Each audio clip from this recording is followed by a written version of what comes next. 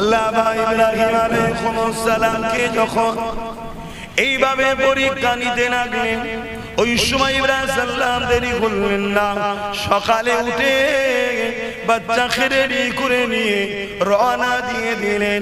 কোথায় যাচ্ছে? মিনাতে যাচ্ছে। কি জন্যে যাচ্ছে? আল্লাহকে খুশি করার জন্যে। 90 বছর পর একটা সন্তান, ওই সন্তানকে এতদিন পরে কাছে পেয়েছে, কিছুদিন সাথে রয়েছে, ওই সন্তানকে এবার কুরবানি করতে যাচ্ছে। আসমান দেখছে, জমিন দেখছে, ফেরেশতারা দেখছে, সবাই দেখছে। কিতাবের মধ্যে আছে ফেরেশতারা দুবার বড্ড কেঁদেছিল। একবার হলো আমার রাসূলুল্লাহ কোরআনের জন্য যখন তায়েফের জমিনে গিয়েছিল। যদি শুনতে চান পরে বলছি, প্রথমটা শুনে রেখে যান। প্রথমবার হলো ইব্রাহিম আলাইহিস সালাম যখন বিসমিল্লাহ বলে ধারালো তরোয়াল নিয়ে চাঁদের থেকেও সুন্দর ওই ফুটফুটে বাচ্চাটাকে আল্লাহর প্রেমে জবাই করতে শুরু করেছে। এই দৃশ্য দেখে ফেরেশতা কুলেরা বড় কেঁদেছিলেন। এ যুবকেরা তরোয়াল চালিয়েছে, বিসমিল্লাহি আল্লাহু আকবার। তরোয়াল কি আল্লাহ জানিয়ে দিল, আমার ইসমাইলের গলায় তুই চলবি না। ধারালো তরোয়াল, এত ধার ছিল।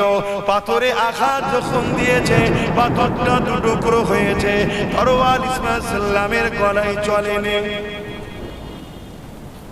আল্লাহর হুকুম ছাড়া গাছের পাতা লড়তে পারে? তরোয়ালের ক্ষমতা আছে নাকি? এই ঈমান আছে তোমাদের নাকি? এটাই তো ঈমান, একেই তো বলা হয় মুসলমান।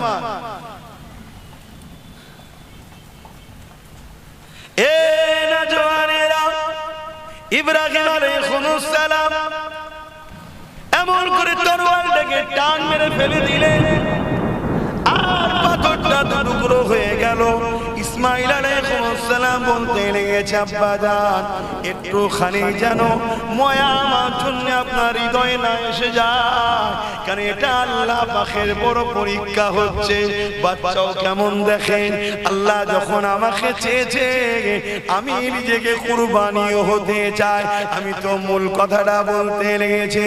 ওই সময় ইসমাইল সাল্লাম বলতে লেগেছে, আব্বা আপনার হাত কি কেঁপে যাচ্ছে? না বাবা, হাত কাঁপে না। এক কাজ করেন, চোখে কাপড়টা বেঁধে নেন, তাহলে ময়া হবে না। বাচ্চার উপরে কোনো মুখের দিকে তাকাতে গিয়ে ময়া না লেগে যায়। চোখে কাপড়টা বেঁধে নিয়ে বিসমিল্লাহে আল্লাহু আকবার বলে তরবারটা যখনই চালিয়েছে, আমরাও যখন গ্রামে কুরবানি করি, পশু জবাই করি, দেখবেন এমন করে ফিসকিরিতে রক্ত বাহির হয়, একটা আওয়াজও হয়, হাতে খুন ভরে যায়। ইব্রাহিম আলাইহিস সালাম বুঝতে পেরে গেছে জবাই হয়ে গেছে, রক্ত হাতে লেগে গেছে, আওয়াজ হয়ে গেছে। আর এমন করে আসমানের দিকে মুখটা তুলে চোখের পট্টিখানা খুলে জবান দিয়ে বলতে লেগেছে, আল্লাহ আমি ইব্রাহিমের দিলে আমার বাচ্চা থেকে আপনার প্রেম অনেক বেশি রয়েছে। আরো জোরে বলুন সুবহানাল্লাহ।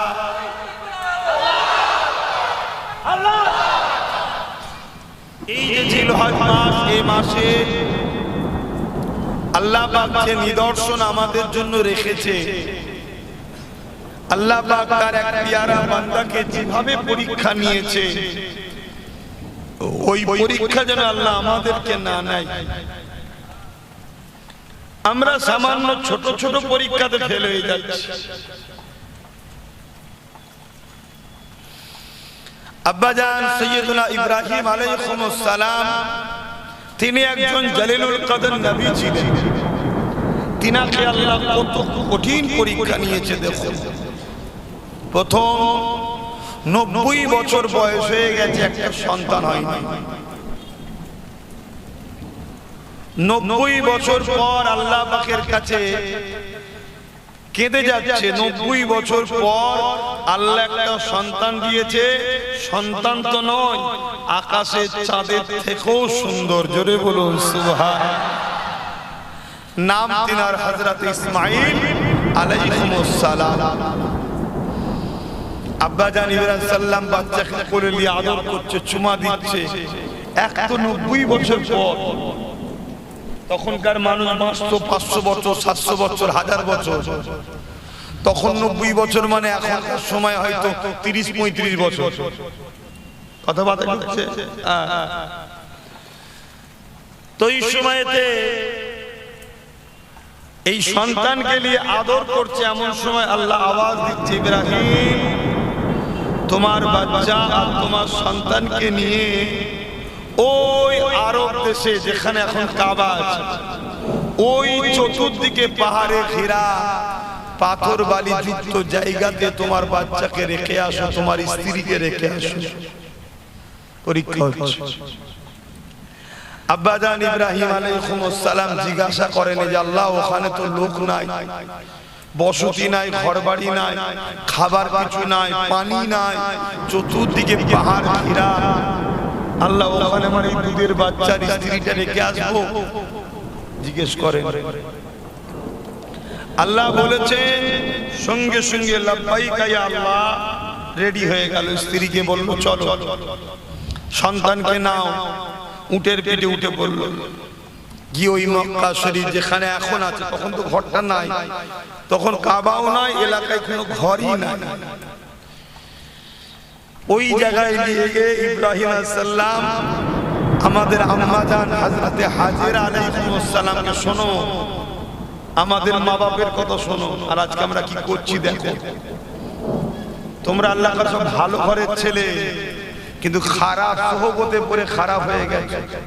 আর এখন যখন তোমাদেরকে বাঁচাতে আসবো, এক ভুল বুঝেই তোমরা গাল দিচ্ছ, আর নাই যাদের সোহবতে পড়ে খারাপ হচ্ছ তারা দেখছারে অনেক কষ্ট করে শয়তানের চেলা বানিয়েছি, আর মুহাম্মদ রাসূলের গোলাম এসে টেনে টেনে রাসূলুল্লাহর গোলাম বানাচ্ছে, জাহান্নাম থেকে জান্নাতের দিকে নিয়ে চলে যাচ্ছে।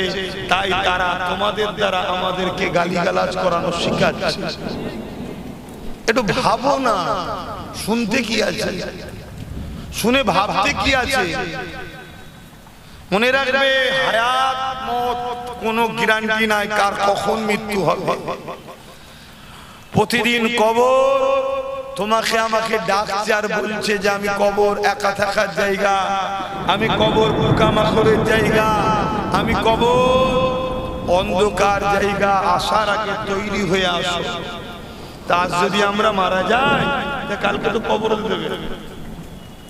ও কবরে কেউ যাবে, বাপ যাবে, ছেলে যাবে, মা যাবে, স্বামী স্ত্রী কেউ যাবে। তো ওখানে কথা একটু মনে পড়ে না?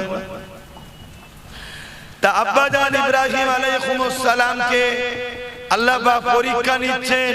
আম্মাজান হাজরা হুজুরকে নিজে নাবালেন, সন্তানকে নিজে নাবালেন। নবী ইব্রাহিম আলাইহিস সালাম বলছে, আমার প্রাণের স্ত্রী সন্তানকে নিয়ে আপনি এখানে থাকবেন। আম্মাজান হাজরা হুজুর জিজ্ঞাসা করলেন, আমার প্রাণের স্বামী, এটা আপনার হুকুম, এটা আপনার নিজের ইচ্ছায় রেখে যাচ্ছেন না আল্লাহ পাকের হুকুমে রেখে যাচ্ছেন? হযরত ইব্রাহিম আলাইহিস সালাম বলেছিলেন, আমার স্ত্রী হাজেরা, নবীরা কখনো আল্লাহর হুকুম ছাড়া অন্য কোনো কাজ করে না। আল্লাহ পাক হুকুম দিয়েছে আপনাকেও বাচ্চাকে এই জায়গায় রেখে যেতে হবে। আম্মাজান হাজেরা তিনি আল্লাহকে কত মহব্বত করে দেখেন, আল্লাহর উপরে কত বিশ্বাস দেখেন। আম্মাজান হাজেরা বলেছিলেন, আমার প্রাণের স্বামী, আল্লাহ যখন হুকুম দিয়েছে আপনাকে আমি আর রুকবো না, আপনি চলে যান, কেন আপনার থেকে অনেক বড় আমার গার্জিয়ান হলো আমার আল্লাহ। তাহলে শুধু আব্বার পরীক্ষা হলো না, আম্মাজানেরও পরীক্ষা আল্লাহ নিলেন। দেখি হাজেরা তার স্বামীর উপরে বেশি ভরসা করে না আমি আল্লাহ আমার উপরে ভরসা করে। কি প্রমাণ হলো? ওখানে সব পরীক্ষা। তোমার আমার চলার ক্ষেত্রে পরীক্ষা হবে, মাথাকে খাটিয়ে কাজ করতে হবে। সেই মাথা যদি খাটিয়ে কাজ করতে না পারে তাহলে ঠকে যেতে হবে, বিপদে পড়ে যেতে হবে। দুনিয়া তো ধ্বংস হবে, আখিরাত তো বরবাদ হয়ে যাবে। আমার নওজওয়ানেরা তরুণেরা আম্মা জান হাজেরা হুজুরকে রেখে দিয়ে আব্বা জান ইব্রাহিম আলাইহিস সালাম ঘরে ফিরে চলে আসলেন। 1 বছর কেটে গেল, এক বড় সন্তানের কাছে যায়নি, কেননা আল্লাহ পাক রেখে আসতে বলেছিলেন, হুকুম এখনো দেয়নি। এই জন্য 1 বছর কেটে যাওয়ার পর এখনো একবারও যায়নি। 1 বছর হয়ে যাওয়ার পর ভেবে দেখো, 90 বছর পর সন্তান, আবার চাঁদের থেকেও সুন্দর দেখতে, কারণ নবীদের সম্পর্ক হলো জান্নাতের সাথে। এ যুবকেরা তরুণেরা বাবেরা আম্মা জান হাজেরার কাছে 1 বছর হয়ে গেল, আল্লাহ পাকের হুকুম হয়নি, যায়নি। আল্লাহ পাক